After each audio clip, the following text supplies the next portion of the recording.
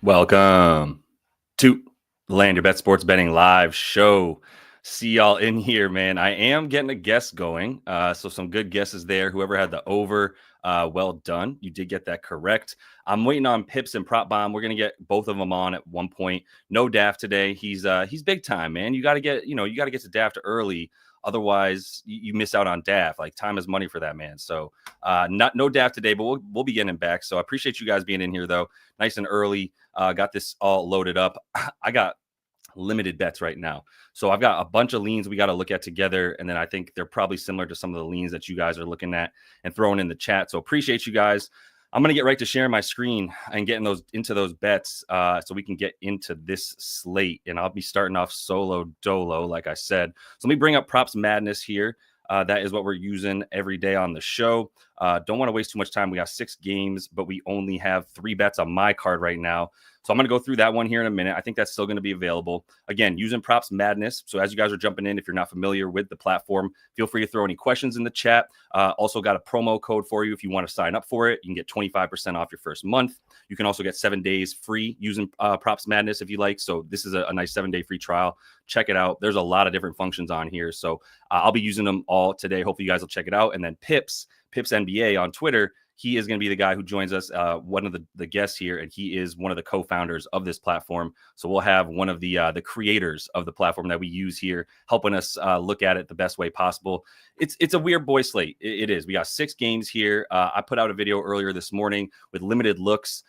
It's a weird time of the season. We know that you got to look for some sort of underground props to a degree. But let me at least just go down to my first look here and get this on the card for y'all because I don't have live show producer David here. So I'm not going to have quite the same bells and whistles. If you guys get any news on injuries and stuff like that, please drop it in here and let me know as well because I can't do 80 things at once. I'm already trying to do 75 things at once. So hit me with that, the injury report if you guys get updates. Hopefully you're using Underdog NBA if you're on Twitter here.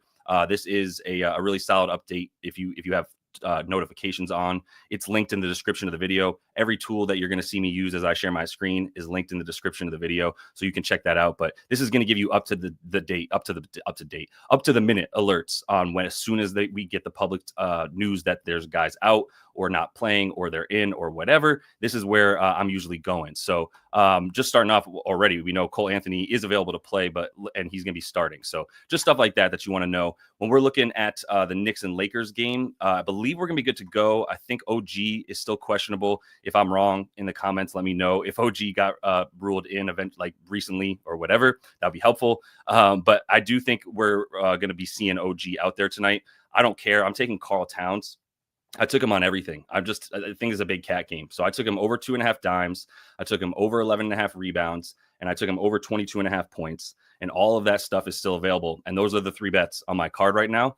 Thinking about a little parlay for all 3 of them, if we can get it. So considering that still, but for Cat, he missed a game because of personal reasons. Don't know what they were, but I know that he wasn't hurt. And so if he's coming back, looking at a full slate of minutes, 35, 36 minutes from Cat is what we should project for him.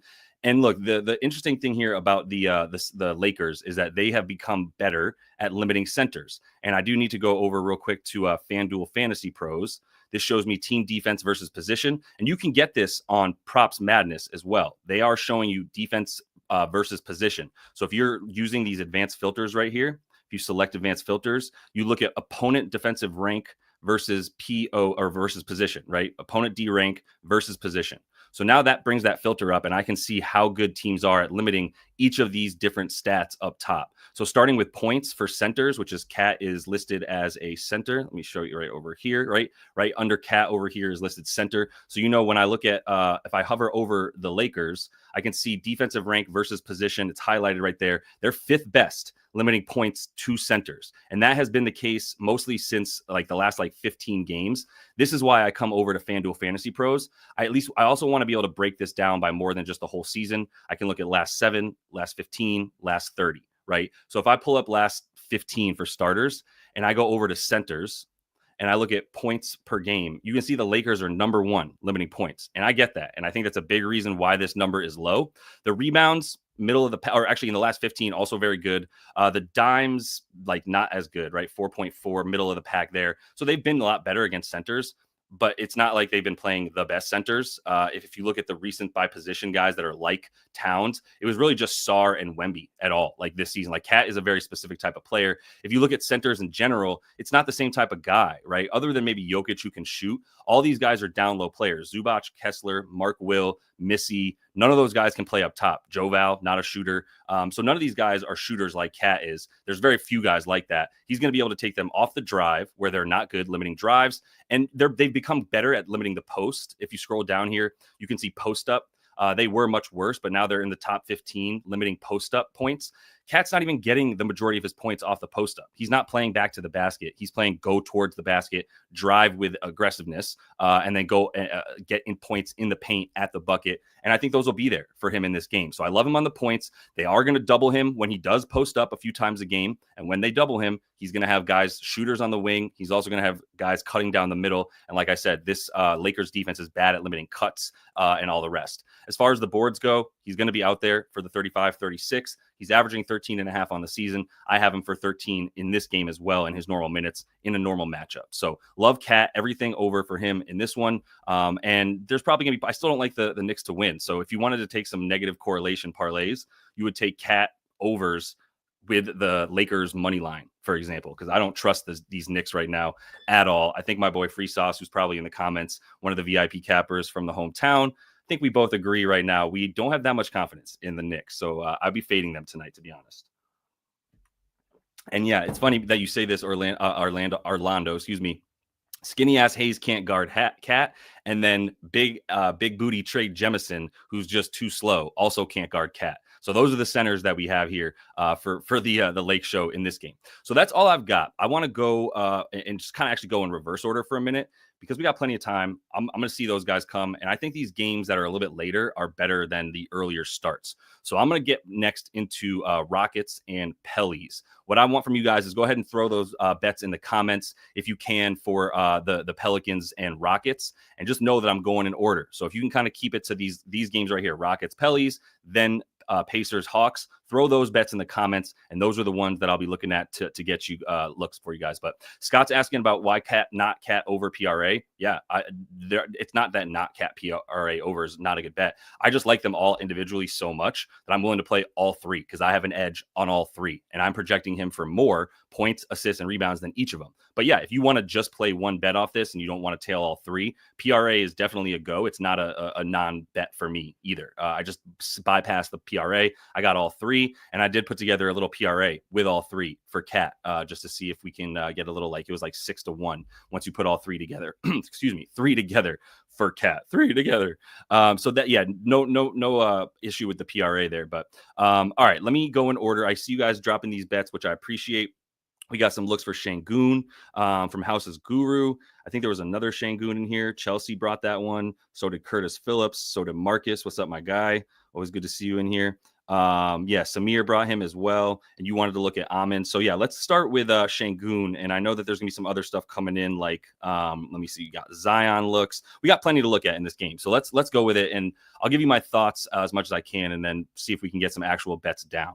Let's start with Şengün. Alpi right here, 21.5 points. There's a few 20.5s. Okay. I like 20.5. I think it's a big Şengün game for sure. I've been waiting to take his overs. They're a little bit high, and maybe I should just stop looking so much at like season stats and realize this is a different part of the season when certain guys are trying, certain guys aren't. I also like the fact that this is not supposed to be a blowout. This is like a 5-point spread, despite how bad the Pelicans have been this season, how good the Rockets have been. As of late, it's been the reverse. The Pelicans have been playing better. The Rockets been playing worse. So for Alpi, I like the points. I mean, I like it all. I mean, we saw him dime up a ton against this team. He's got good numbers against them, 7 and 6, 12 potentials, 10 potentials. He was missing Dylan Brooks in one of them, but he's missing Fred VanVleet right now. So I think that's kind of the same thing. In fact, obviously more touches for Fred and more assists for Fred as well. So without Fred, and now without Dylan, with Dylan without Fred, it's actually a better matchup anyway for him, more situation, I should say. So assists, I don't mind a 4.5, 10.5 on the boards is nice. This got down a little bit. Yeah, it's 11.5 in some places. You can get 10.5 for even money on DK. So now I'm kind of back with the same decision as I had with Cat, which is like, I like it all so much. What do I do with it? We should be seeing pretty tight minutes for these guys too. If you look at Alpi over the last since the break. So basically the last is this 6 games since the break. It's not just the going over on the points. And let's get this to 20.5. It's not just the going over. The one under here, he played 19 minutes. I don't remember if he even got hurt or what happened in that game. I don't even care too much about looking. The Spurs suck. So it was a 12-point win with ease, I'm sure. But if you're looking at the 20.5 since the break, if you look at his usage since the break, since the All-Star break, I'm saying 29.9, so 30% usage versus 27% usage on the season. Uptick of 3%. No Fred VanVleet out there, probably has a good amount to do with it. As far as the field goal attempts per game, we're looking at 17 as opposed to 15. So let's say we give him a range on the season. Let's just do this for the whole season. Let's say we give him a range field goal attempts wise from, say, 17. So let's say we go 15 to 20. Max him out at 20. We're looking at 23 per game. I mean, matchup wise, you got to give him a bump, right? He's scoring most of his points in the paint. This paint defense is terrible. It's going to be filled with Kelly Olynyk and Yves Missy. I mean, he's going to put Yves Missy in the blender. We've got some pretty good hit rates on past guys. I don't know what's stopping me from playing this. Confidence. It's mostly that I can't play the volume right now that I would normally play to just be like, this isn't going to hurt me that bad if it's a loss. And the minus 130. So let's look at points and rebounds. 31.5. Is that 33.4 in these situations? Again, since the break. All right, let me see here. I think we got Prop Bomb on. So let me bring our guy on, see if he has any thoughts on this one. And then I'll go from there. But I'm looking at hitting this. What's up, man? How you doing? What is up? It's good to. I'm sorry for being a little bit late here, good, but yeah, no, it's a nice and chill slate. The smallest slate it's been in a while because I feel like it's kind of been a lot lately. Yeah, you're not wrong. That's what I was just saying is that oh, by the way, I didn't have time. This is not Daft Previews. Obviously, this is Prop Bomb. I think most of you know him. But I got the wrong name up there because Daft was going to be on. He wasn't, whatever. Not important. We'll have Pips on eventually as well. And then I will have both of those guys correct names. But what you were just saying is what I'm talking about, which is I would normally not be so hesitant to play a bet that I like so much for Alperen Şengün. It's a very high number is the reason I just keep stopping, obviously compared to his season points. Since the break, he's been better. It's a small-ish sample size, but it's still kind of the same situation that it's been where Fred VanVleet is out and Alperen Şengün is in with everybody else, and he's still been doing this in all these games. His usage has gone up. His field goal attempts are up by about 2 per game, and he's just got as easy of a matchup as you could hope for against the Pelicans. This is Wizards level easy for centers. So he's got good matchup history. Can you help push me over the edge, or where are you at in terms of thinking about this better or anything relevant to Alpi in this game for the Okay, Rockets? so yeah, I mean, whenever I guess lately for me, it's whenever I want to fire a play, I had to tell myself, is this more so of a matchup or is there an edge behind it? And from what you're explaining to me, it seems it's just kind of like a matchup one for you. Mm-hmm. So I don't know if it's strong enough to really actually make official. Yeah. I think it needs to have both elements right now. Yeah. I will say one thing, obviously very small, limited sample size, but you just said it's a really good spot because the Pelicans allow a lot of points in the paint. Now, if you look at how they've been since the All-Star break, don't look at the props madness chart. Go on since All-Star break. They've actually been the best team in permitting points in the paint, which is super interesting. So yeah, you'll check it out. Oh wait, no, I'll just go to my zone. And then do and it has to do with Olynyk being in there and they're just really, really beefy and big front court now. Really tall players. You got Zion, Yves Missy, him, Trey Murphy's tall. Yeah. So field goals made inside the restricted area. Pelicans are. Yeah, I mean, check that out, right? Isn't that kind of interesting? Yeah. That now this is the thing that why people are kind of struggling right now is because they're kind of going off of what they know of a team and they're not really adapting what's actually been going on in some evolving situations, and that's why people are you just got to change your perception on how teams have been lately. Yeah. Yeah, it makes sense. Obviously, it's still a smaller sample size, but there's a pretty big difference with the rotations and the matchups that they have on defense, including guys like Bruce Brown even being out there. Yeah. I mean, I think I lean the over though. I think he probably gets the best. I think he probably has the best matchup. I lean the over.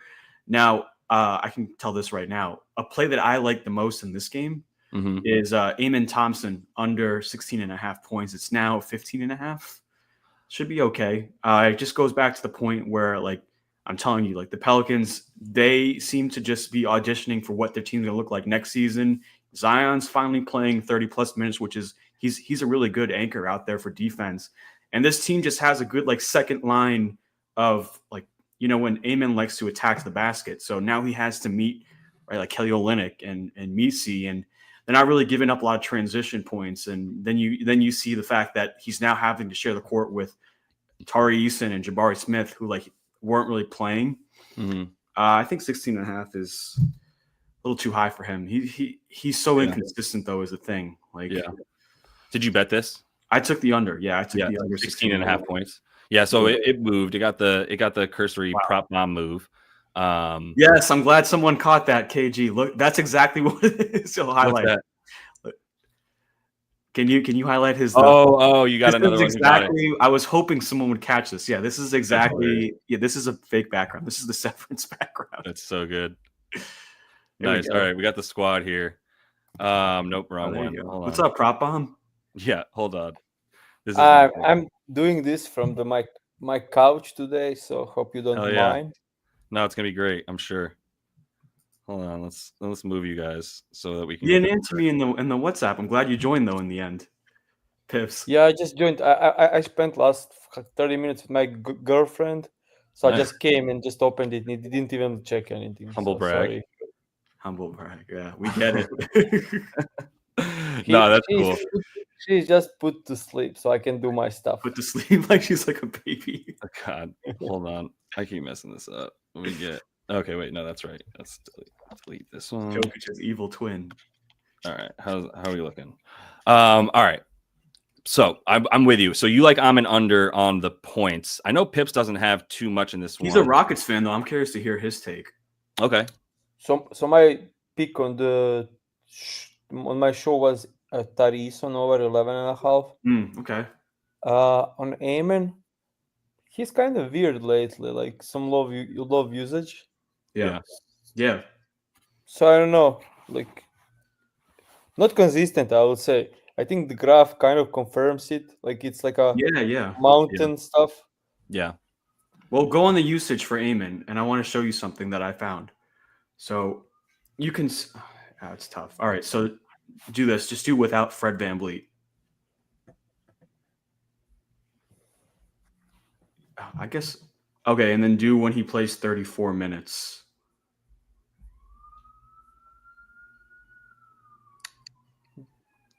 $34 at least, and then usage. I guess it didn't. Never mind. Yeah, but you had 16.5, so it was a bit better. It might be a little bit better, but yeah, it's tough. I mean, I guess this defense has been better since then. I also want to know, who did they play real quick since the break? Yeah, the 24 points, but who? I mean, that was against Charles Bassey and whatever. Like the Spurs, they have no front court. But this is what I'm saying about this team being so good down low. They've played the Mavericks with Poo because they don't have a big anymore. They've played the Spurs who are starting Bismack Biyombo.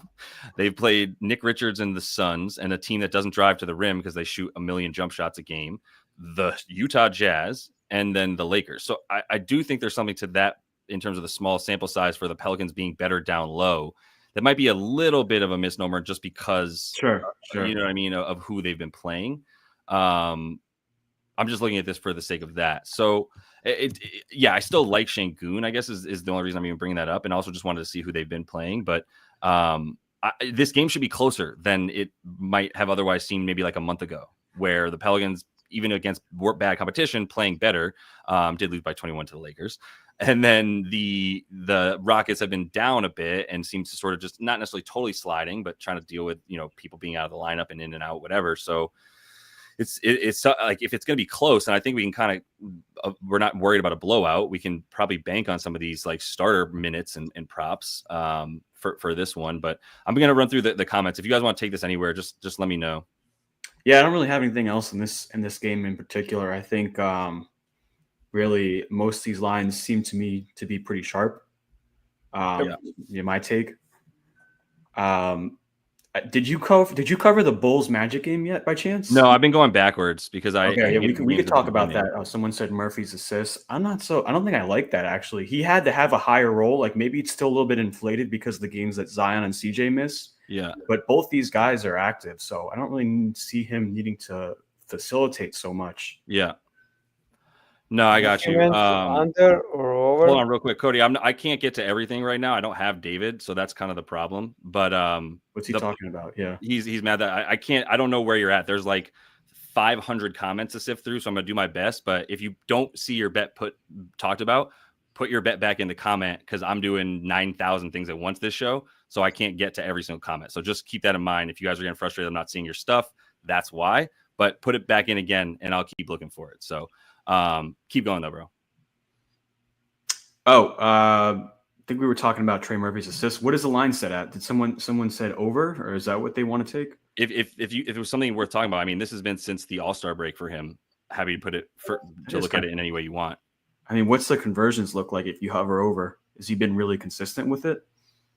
Like, has he been like really 12 passes? Okay. Yeah, no, 9. I would get rid of this game. So the game that he had a lot of assists, that was without Zion, the 8 assist game, because that was the back-to-back. I would not count that game. Yeah, 4.5 is crazy for him. This has been since the break, which I can understand, but yeah. Okay. We can move forward if you want to a different game. Yeah. I think the boards are actually good. Rain is asking about the boards. Like I do like 10.5 a lot. I think he's going to have success again. I was trying to go over here real quick on NBA stats to see since the break, have they been good limiting rebounds or has it just been their interior defense has been better? And I would say the rebounds, they're still like 21st limiting rebounds. I don't think that's going to be a problem for Şengün since it's being brought up. I would be going over on Şengün rebounds. Like I'm kind of over on everything for him. So I'm still considering like a PRA bet, even as high as it is. I'm almost like throw out some of the season numbers when you look at the idea of him playing this easy matchup if you give him enough of a bump. But anyway, yeah. If you want, we can move. I'm just looking through some of the comments as well. I kind of want to bring up some stuff real quick. Your chat is going crazy, like which is great. I'm grateful as hell for y'all, man. Yeah, I agree, but it's tough to cover everything. I'm trying. Yeah, we gotta have a good pace too. You know. Please know that I don't take live show producer David for granted. Please understand that everything is going to complete hell right now because David's not here. So if you want to know how important a live show producer is to a live show based on like looking at the chat, like it's the most important thing. In fact, as we get bigger, if I can figure this out, we're going to have a chat producer and then David will produce the show because it's such an important part. So anyway, the point though, because you asked Cody of being a member would be, support the live show that I've been doing for a year and a half to help you guys get free bets with like an hour and a half of my time per day. But if you don't have to, if you don't want to, that would just be the request. Moving on. Big shout out to David, man. Josh, I hate to change the topic, but I just Please saw do. this. Do you see it? Really random, but Jacksonville Jaguars, they just released Evan Ingram. Oh, nice. Like, what? Interesting. Yeah, they're like what a franchise. What a franchise.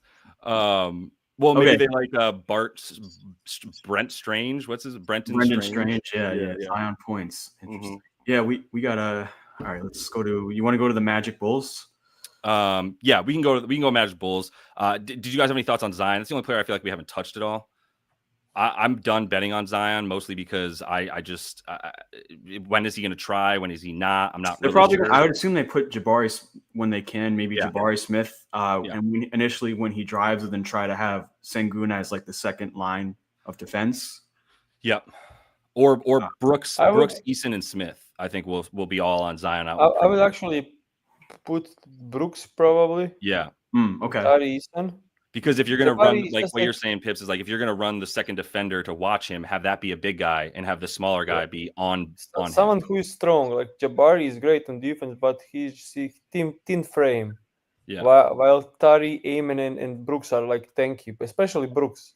So I will probably do with Brooks, but he will fall out in like 10 minutes. So yeah. There is that. Last season. Interesting. He scored last season because like it does make sense that his points would be a play because I actually considered under on assists, but I feel like I would say he barely covered last season, but he played 34 minutes. and now he's on like 28 probably. Right. Yeah, so that's where I'm at too, which is like the assists are crazy right now because this season in the last whatever games he's obviously gone off on the dimes and had a 22 check potential assist against the Lakers. 26. Yeah, it was only 9 for sure. Yeah. This is what people are looking at: 26 and 22. Yeah, because he scored so big against the Lakers because they didn't collapse on him. They kind of did single coverage, which worked for them. JJ Redick is a menace. Like he's got a versatile defense. But Pips, for Houston, like this is one of these weird situations where I'm like, okay, you see the primary ball handler, you see a guy like Zion, they're not going to collapse on him, so you take his points and you don't take his assists. But I feel like also at least once last year, I know for a fact that Ime changed his defense up and he allowed him they doubled him, right? He does that. I would say Rockets in current state are a bit overrated on defense. Yeah, I will say. If you look at the Halliburton last game, he was toying with them. Yeah, he had like 15 assists. He had 15 and like 22 potentials or whatever. Like he torched them. Yeah. But he also had the points. He just torched them, to be honest. Yeah. He killed them. The defense, Amen, with so many minutes, can't stay in front of anyone anymore. Yeah. No, Fred VanVleet is huge because he's the guy that's like the floor general both sides, navigating people. So it's tough. As a Rockets fan, it's been tough last couple of weeks. Yeah. Right. Yeah. All right. Yeah, I mean, Chaz likes the under on Zion. I've seen a couple under Zions as well. So I can understand that. I do lean under. What's the rebounds and assists at? 11.5. This is priced correctly, though, for the best assist defense in the league or second, whatever. They've got it priced accordingly for him with the matchup the way it is. So that's why it's still hard for me to find this stuff. But all right, we've got some looks coming in for Pacers Hawks. Before we get to any of those looks, go ahead and give this video a like if you have not yet done so. Make sure that you are also following Pips NBA. We also got Prop Bomb on X, on Twitter. I'm calling it Twitter. I'm not changing this. Still Twitter to me. If you want to find them on Twitter, that's where they're at. And then they both have, I should say, at least Pips is also on The Board YouTube show. So make sure you check that out. But definitely got plenty to look at for those guys. Let me get to some comments, guys, and see if how you're feeling about a couple of things. Let me know if anything that you do see in the comments as well. Let's see. Let's make up for it with Cody. We got Dyson Daniels on the points and assists. This is Zion. I was like 28.5. What the hell is happening? This is points and assists for Dyson.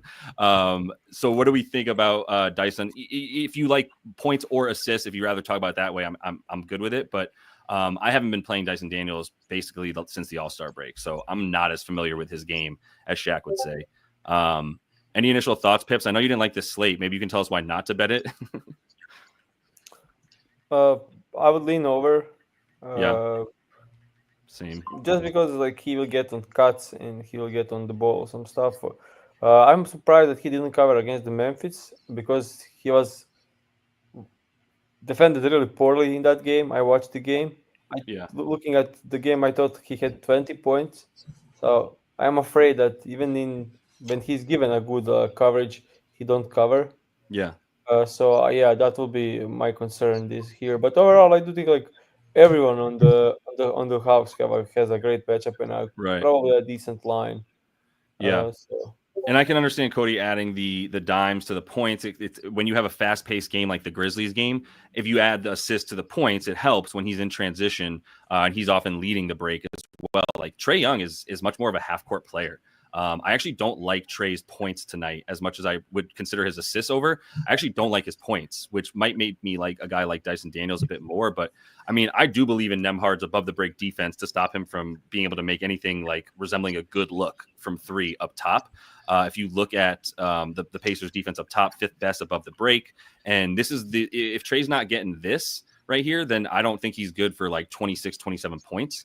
But I do think that the dimes will be there a bit against a team that is completely different on defense with the Pacers than they were last year. It's almost just like they completely flipped, where last year they were the best spot up defense in the league. And now they're going to give you that a lot more and kind of play more one-on-one this season. So yeah, I would have liked Trae Young at 26.5 to take the under just because how the Pacers are in terms of just point of attack. Right. With Naismith and Nembhard. Yeah. kind of suits catch and shoot guys a little bit better and guys inside the paint.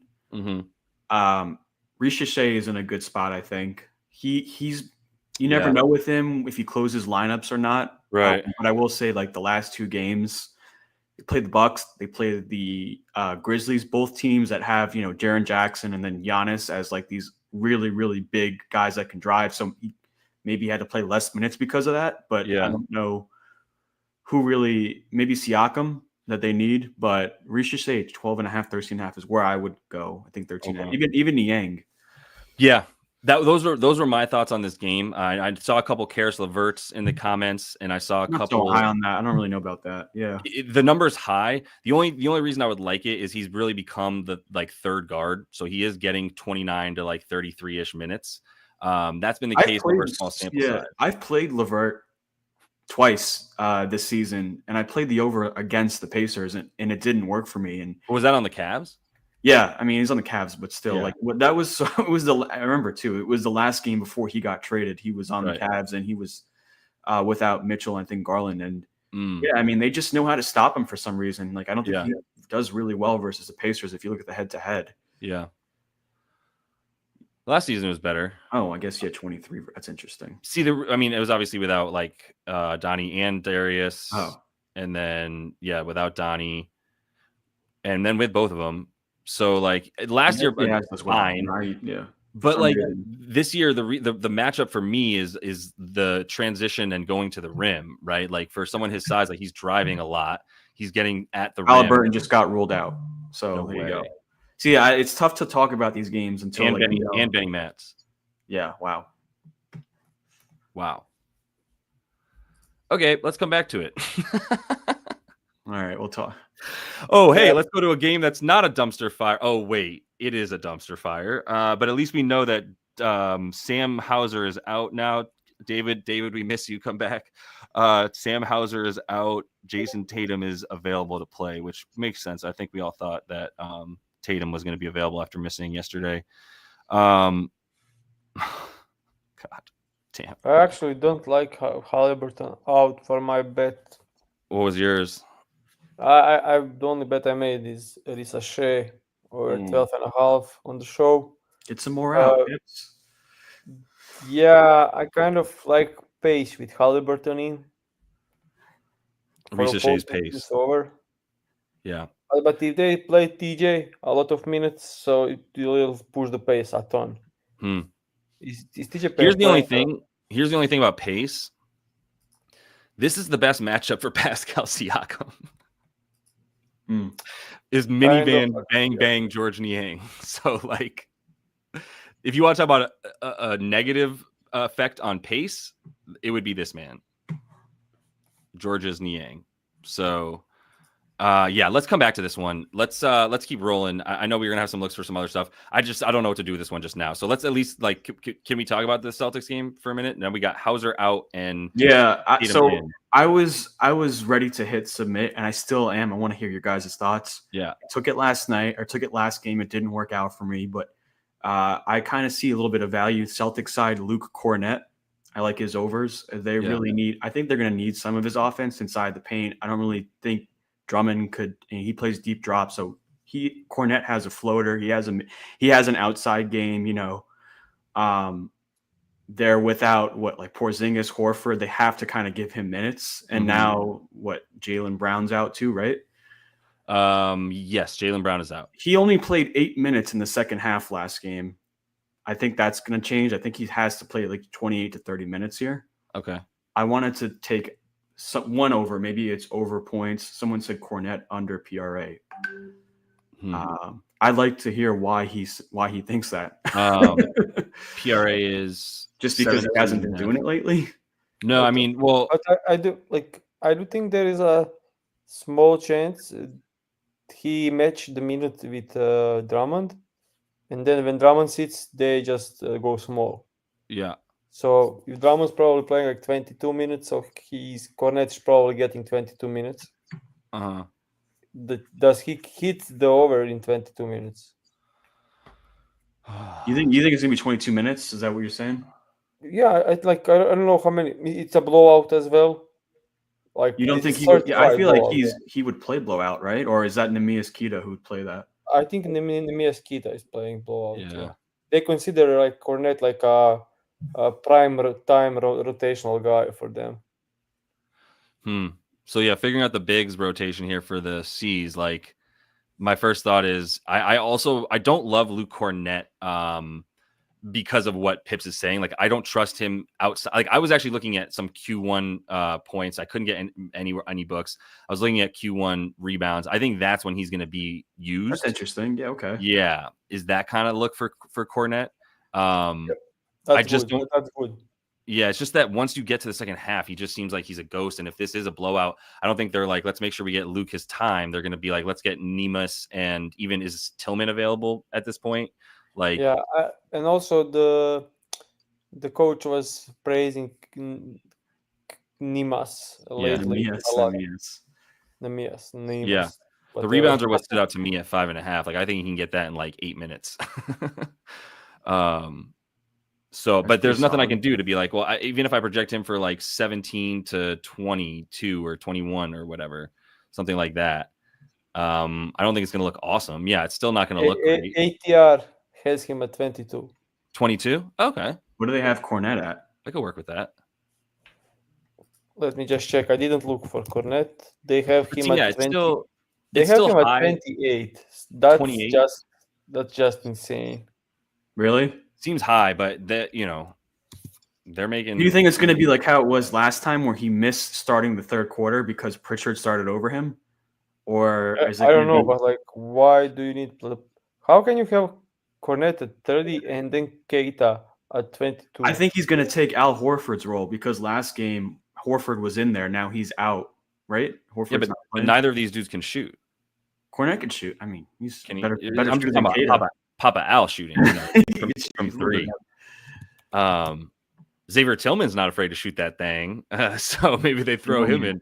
It was like front page news when he shot a 3 last year in a playoff game. It was hilarious. This is why, for me, with Luke Cornett, it just, even with the minutes, he still just hasn't shown me anything consistently. That's really what it comes down to. I would agree that if he gets 29 minutes, he's going to crash this line. Like, but I don't know what's ATR smoking here. Like, what's the thing? So now they adjusted to 29.5. So they increased the minutes. Yeah, like I said, I think he has a little bit more upside now that Horford is out alongside Porzingis. Okay. They need to have a big out there. Okay.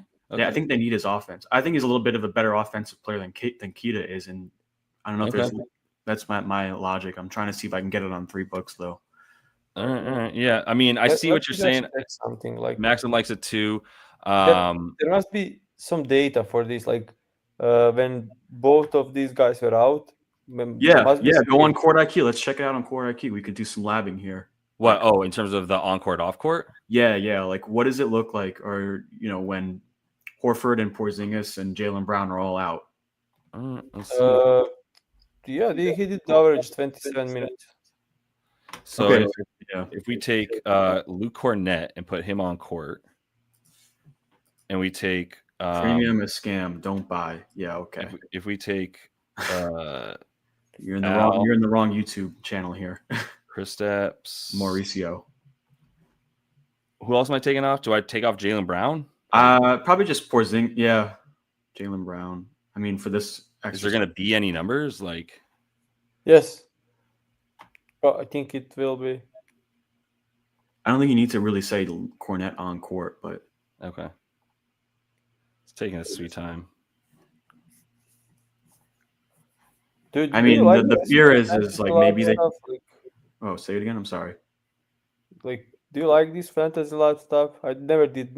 I never in my life used this. I use it all the time. I love it. Yeah. Like, do you like the UX, or do you like how it works? Yeah, it's fine. I just don't like how slow it can be. Yeah, it takes a while because it's a lot of data that it's sifting through. I do like the same stuff on Basketball Monster, and I find it much more enjoyable. Yeah, this is taking its sweet time, but I would imagine. I mean, there's not even going to be that much data, honestly. Like, especially once you take Jaylen Brown, maybe. But so we got it's about 212 minutes. That's good data. He's at 11.2 rebounds per 36 minutes. Okay. How's his points looking? Oh, points really not that big of not there as much. And he's going to be on court with these guys, so this makes sense. And the rebound might be a play, but yeah, even at 28 minutes, like this is still going to be like 9.5. So yeah, look, so here's who's beatable. Pritchard is the rebounds are beatable.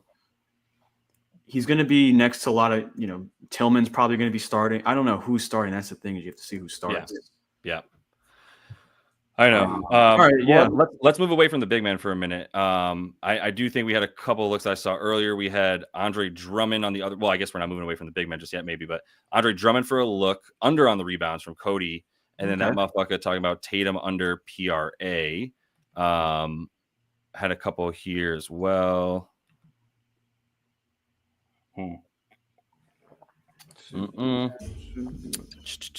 So just so we are clear, we do agree this is a blowout, right?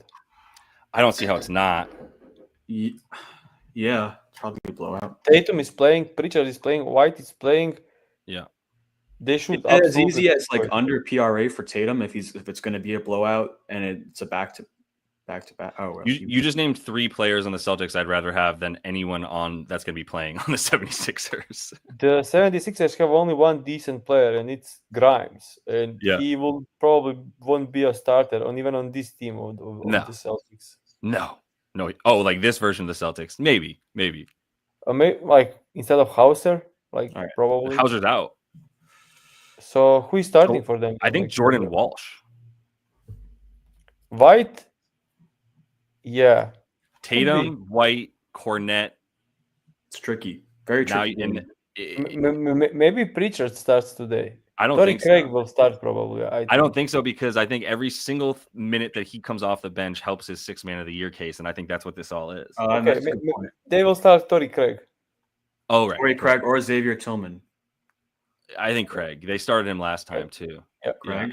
Yeah. That's not good. Okay. When they announced that Kristaps was out as the ball was being tipped in the air, they were like, "Oh, actually, Kristaps is out," and then all of a sudden, Torrey Craig's taking the tip for the Celtics. Like that late ass call. That was insane. Do we have any lines for Craig? No. So, anything for Drummond? I actually thought this might just be a randomly good game for him. He shows up against good teams. This is total conjecture, but in the last game, 13 minutes that he actually played because Joel played. So he was going up against their backups like Cornette, who he'll be going up against in this game. But 8 rebound chances in 13 minutes, and also had 8 points on 6 shots in 13 minutes. Like I think Andre Drummond is like is just a center version of someone who's like, screw it, I'm getting shots up because nobody else on this team is good and this season is gone. So I could see Drummond still going. Like I'm actually looking at like a decent double number, like plus 130, plus 150 in that area. I think is worth it for Drummond just because it's like fun, a kind of effort. Yeah, I think it's like can this dude Justin Edwards create his own shot? Can Justin Edwards? Yeah, is he like he's like a decent ball handler? No, not really. I mean, he's a big body that's athletic, but like I don't want him putting it on the ground. Some points come from pick and roll ball handler and isolation. Yeah. So maybe he's capable. If he is, he's going to hit the over so easy because he'll play like garbage entire 4th quarter probably. So yeah, that's fair. Yeah, I could see that one. Nasty slate, man. And I also think I saw him doing well in some game. Like I can't remember which game that was. Yeah. Probably against the Thunder. I think I watched the game, and he was playing really well. So maybe that was an outlier.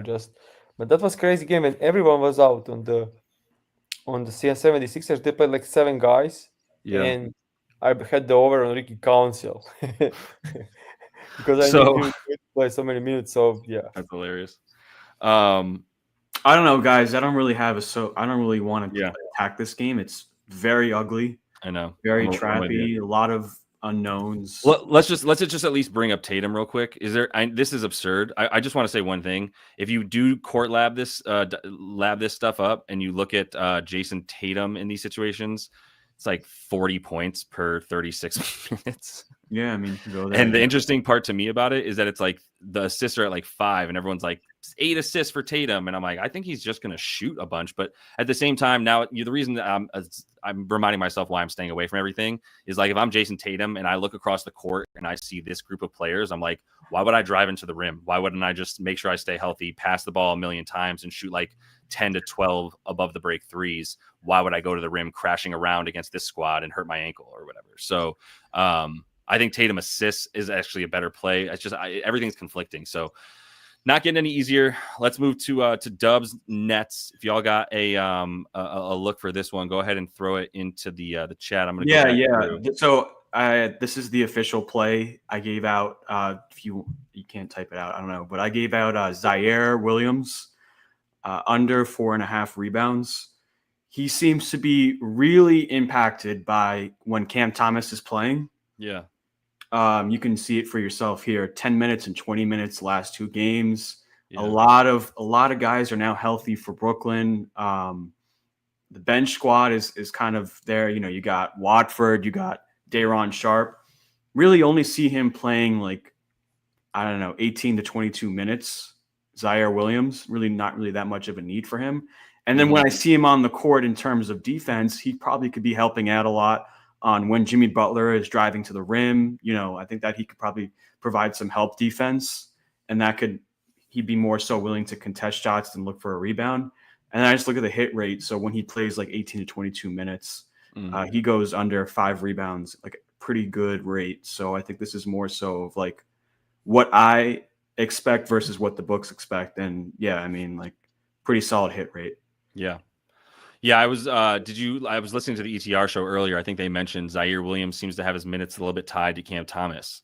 What is with these people in your Discord? I mean, in this server. You got Mauricio and you got Raul over here. I don't know, man. Just some angry. No, it's funny, but go for it. Yeah, I was listening to the show. I always listen to them. No, but that's cool. Like, honestly, if you fade prop bomb this season, though, you are losing a lot of money. So it doesn't seem like the best call. Your house, your car, your wife. You're losing a lot of money. I wouldn't recommend it. Yeah, fade prop bomb. But you know, everybody has their own. It's hilarious because there's a dude who loves Daft and hates me, and a dude that loves me and hates Daft. And no, that's like, okay. It's funny. There's no transitive property here between everybody.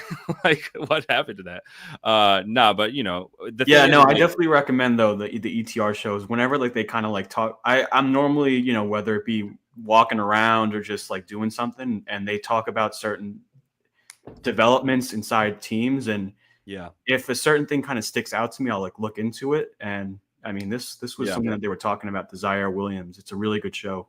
Yeah, I agree. Let's look at a couple of bets coming in too. I know there's a Buddy Hield look. Cody was talking about, or he was asking actually, in foul trouble was Buddy in foul trouble against the Knicks, or basically just minutes for Buddy.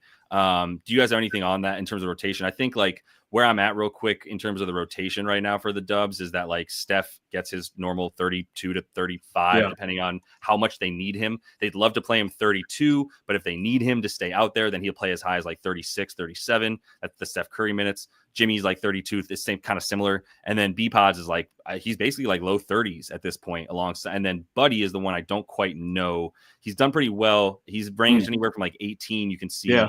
And then I'm 2 for 2 the last 3 games taking his props. So nice. I took the under when he played the Magic, and I took the over when he played the Hornets. So well, and maybe is there a correlation between how good? I don't think so. It's like 18 minutes here, 18 here. Yeah, that's just kind of his role now. He's just like the microwave guy off the bench for Moses Moody.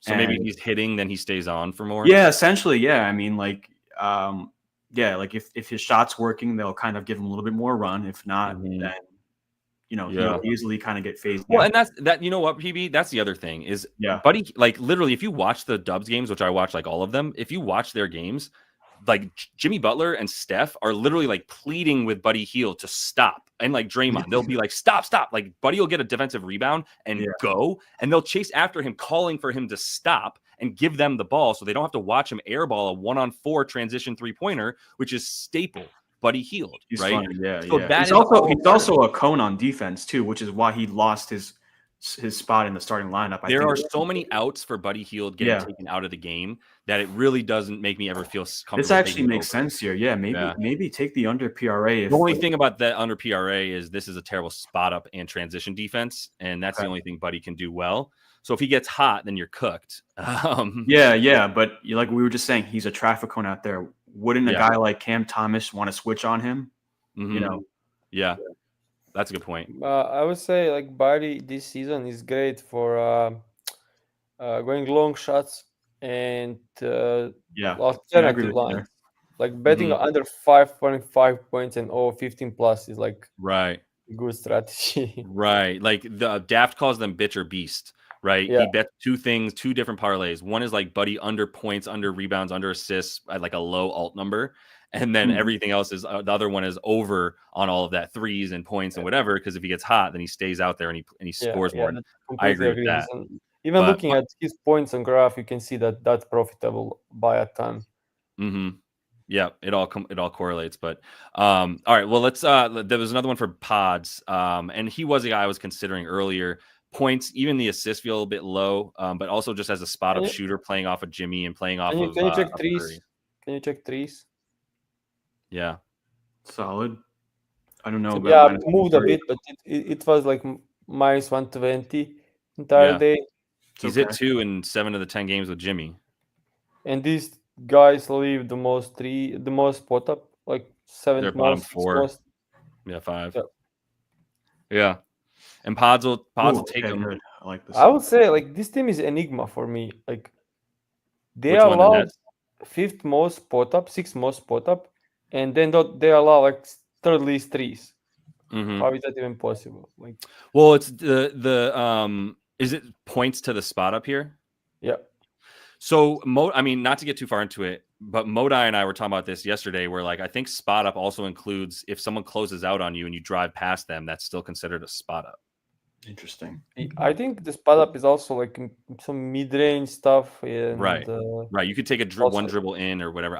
I'm not totally sure, but either way, yeah, I agree they're an enigma. Also, now I don't know what the minutes are with Cam and D'Lo, but the more they're out there together, the more points I like for guys like Pods and Steph. You know, I also liked Quentin Post as a spot up shooter. That like if he gets like 20 minutes, I kind of like to 7.5 points. Spot up possession defined by the NBA, any action that begins with a stationary catch and shoot, attack closeouts. Yeah, makes sense. That's what I said to Modi yesterday was that a spot up is if you're standing still when you catch the ball in a set position, whatever you do from there is off the spot up. Makes sense because they are running guys off the 3-point line, so it makes sense. And okay, that makes sense. Catch and shoot is the one where you have to catch it and shoot it before you make another action. Spot up is as long as you catch it. Yeah. Okay. Good idea. Something to add on Props Madness. Catch and shoot. Yeah. Nice. Now it makes sense to consider it. Hell yeah! I got a prop I want to give out. I kind of like. All right, let's do it. I haven't given out it yet. I was waiting for it to be on $3. It's in the Bulls Magic game. All right, let's close it out. I really like Zach Collins under 13.5 points. Okay. You look at his last 5 games. One of the games, of course, he's a psychopath. Yeah, I mean, like one of the games that went into overtime. The other game, Jalen Smith was still coming back from his concussion, so he saw a little bit more minutes. Now you kind of seeing the minutes are dipping down to where it should be a 25 to 20 split between the two, because they pretty much don't overlap. Mm-hmm. This is a really bad matchup, right? It's against the Orlando Magic. Really good, 6th best in defending the rim. You could probably see Goga or Wendell Carter. And also too, like they're really good at stopping catch and shoot. So, and he scored 20 points that last game. Josh Giddey didn't play, so he's back. Kevin Huerter didn't play, he's back. So that's the key here is that we've got these guys back. So yeah, Zach Collins under. You had 13.5 points. It's a little juicy, but yeah, it is available on $3. Yeah, it's available on more. I like that. And I also, on the other hand, I did like Huerter over. Okay. 9.5. Oh fuck yeah, I got a little bit more juice since I last saw it. But yeah, this is more so just a minutes and volume play. I think like he's gonna take over the Lonzo Ball. I think he's gonna start. They're really, really lacking on catch and shoot players at the small forward. So because he can't fucking shoot. He has to play 25 to like 30 minutes, I think. Yeah. And it's more he's a good look. Yeah, I like the over on that and the under on Zach Collins. I also like the under on Josh Giddey. I think they're going to probably put Franz Wagner on him whenever he tries to drive and penetrate. And that's a big body that could, disrupt his drives and his shots where he likes to get them. And also, too, like Giddey was like 11 for 11 from 3 at one point. He couldn't miss a 3, and now he's kind of like, and he's coming back from an injury, Yeah. This run right here was like 75, 67, 60, all 100% from 3. And then he came back down to earth a bit, but the volume is there for him. If you can get like 16 and a half, you want to go under. I do agree it's a bad matchup for him in that he won't be open enough to get to he won't be able to get to the rim easily, which is what he could do against all these teams, except for the Clippers. We also scored a lot of ones, but he went 4 for 4 from 3 against the Clips. So, I like that. I like that look for Giddey under. I didn't have a bet in this game. Not sure if you wanted to share anything, Pips. I know there's some looks in the chat, and then we can roll out because I got some shit to get to. Yeah, I'm good on this one.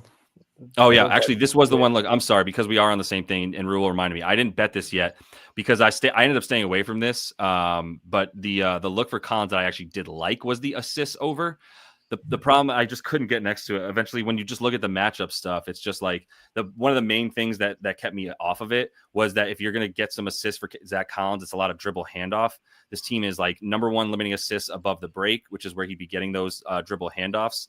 And then as far as how they are good, how they defend the dribble handoff, they are 13th against that. Not a play that they run very often for the Bulls right now. Like Vooch isn't even really running dribble handoff. It wasn't out there to run dribble handoffs. So I just don't like it. It's the matchup, but it's a good question because I was looking at as a lean on my video for over assists for Zach Collins, but definitely not on the points. Even though he continues to make anybody who defies him look stupid. I don't think this is him now with Giddey and all these guys back. So I agree with that. But how would you guys rank the 3 plays though? Just real quick. Go ahead. The Giddey, Herter, and the Collins. How would you rank the 3 plays? Giddey under points, Collins under points, and Herter over points? Yeah. That's a good question. Go with Pips. I like the Giddey under points the most because Zach Collins I've been talking shit on Zach Collins for the last week of my life. Yeah. I have a question. Is Looney Volker on a 2-way?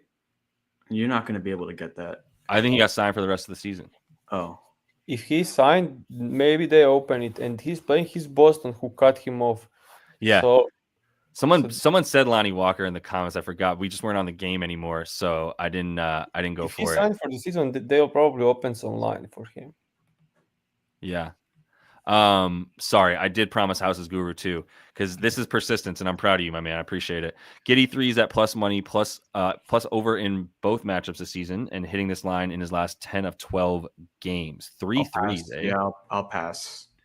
3 threes against the Magic. Yeah, might not fly against this squad. I may actually that may be the play under 1.5 threes for Giddey. Could be one. Yeah, I mean. Just not the spot to do it.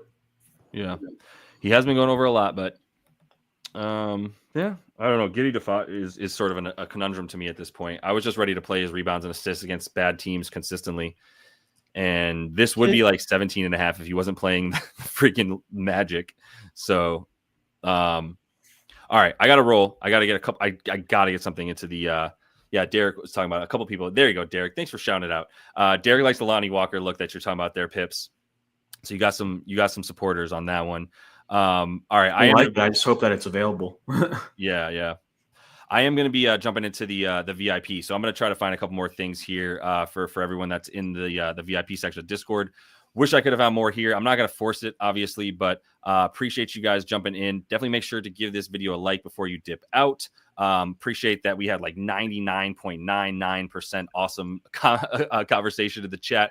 Outside of a couple people mad at me and mad at Prop, but overall, we're good. You don't have to always give out plays. I think people really appreciate us kind of like struggling, going back and forth. I think like it really does add value itself. You don't have to give out a play. Yeah, agreed. Like, I hope so. I mean, I'm going to do the show every day if I didn't even have a play, right? So, like, we're going to do it because I hope some people get help out of it. And sometimes we find looks because people brought it up and we didn't even think to look at it. And now this comes to our mind and we like it. But today's just not that day, man. There's just so much unknown. So, Pips is out here messing around with the chat over here. Yeah. Now, we got some. Pips, what do you like, man? I'm only joining the show so I can talk with people in the chat. Dude, please. I just told you I need a chat producer. Come in here.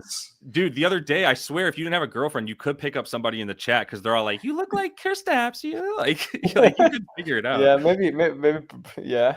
I'm just saying, but maybe your girlfriend will like it. So you can look at, like, I don't know if this is a girl, but it's, I think, Carissa or something like that.